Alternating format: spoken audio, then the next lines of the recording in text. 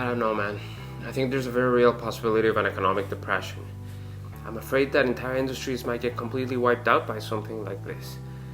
Businesses in retail, hospitality, tourism, events, entertainment, they might simply not be able to survive something like this, even with a bailout.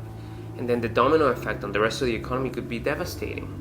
I mean, can you imagine your city streets full of empty storefronts, foreclosure signs all over the place, homelessness through the roof? We already have a homelessness problem in most of the cities in the US and Canada, and we cannot even deal with it.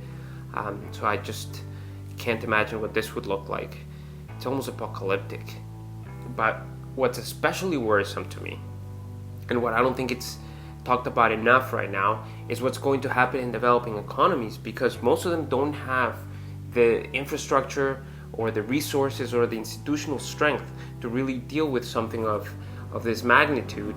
And the fallout could be just complete and major turmoil, social unrest, mass migration, and the collapse of structures that are holding together entire democracies.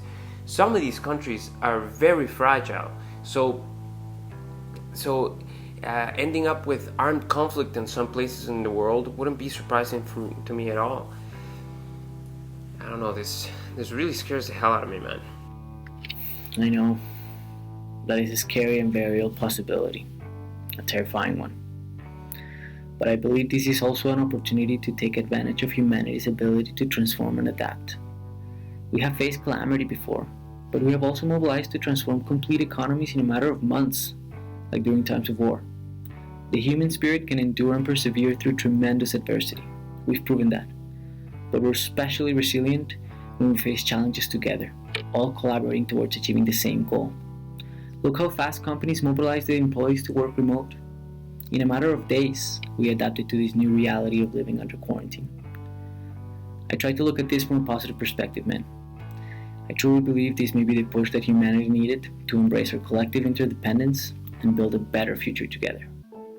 Yeah, don't get me wrong, I do try to stay optimistic. I think there's always a silver lining, and it's probably a good idea for us to focus on that right now. I mean, after all, we're all facing the exact same problem everywhere in the world. So I agree with you, this could be an amazing opportunity for us to come together as humankind to tackle a big issue such as this one. This could be the start of a new paradigm of global cooperation, one which could be the foundation for addressing every other major issue facing humanity today. I also think that it's very important for us to realize that one of our greatest qualities is our ability to use creativity to solve difficult problems. So people really need to take this chance, this amazing opportunity to reinvent ourselves and serve the common good by putting our ideas and talents to good use. It is important for us to feel useful, to feel that we're contributing to something bigger than us. Get inspired, get motivated.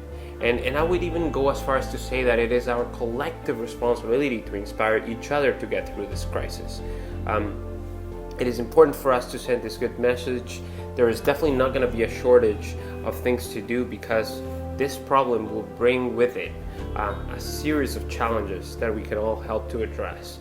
So I do remain very hopeful that we can get on the other side of this issue and come out on a much better place than where we are right now. Yeah, man.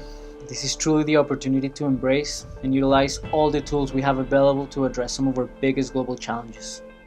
The convergence of existing technologies such as video conferencing, 5G, virtual reality, and cryptocurrencies, combined with our new reality of confinement and isolation, plus the need for companies to cut costs, for example by reducing office space, could be the catalyst that increases the demand for these technologies and fosters the emergence of entire new industries. Just look at how COVID-19 demonstrated that we could change our behavior, lifestyle, and work habits virtually overnight if we had the right incentive. Imagine the kind of impact we could have if we applied that same determination in resolving other pressing global issues such as climate change and inequality. It's true.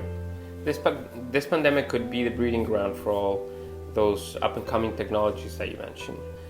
While yes, the world has had to resort to physical distancing, we still have the internet, and this medium gives us the ability to continue to trade, goods and services, even while in isolation. And I think that's a very important thing to know, because the spike in demand for new products and services may bring about completely new industries. We have absolutely no idea where this can take us. So I think it's important. It's important for people to see all the good that can come out of this crisis. Because I understand we tend to be afraid of uncertainty and losing control. And going through changes can be quite painful. Make no mistake, this will be very painful. I think it will be very painful for most people. As you know, for example, my business had to cease operations abruptly. So I get what people are going through. I'm also scared. And it's understandable for everybody to feel pessimistic. But we must remain optimistic. Sometimes crises are a necessary evil. They're a necessary evil to bring about positive change and growth. Old ideas must perish to give way for entire new paradigms that could bring about an entire new and brighter future. We must trust that humanity will be able to endure. I mean, as you said, we are adaptable, and that's one of our strongest qualities. So who knows? We might just re-emerge out of this even stronger than before.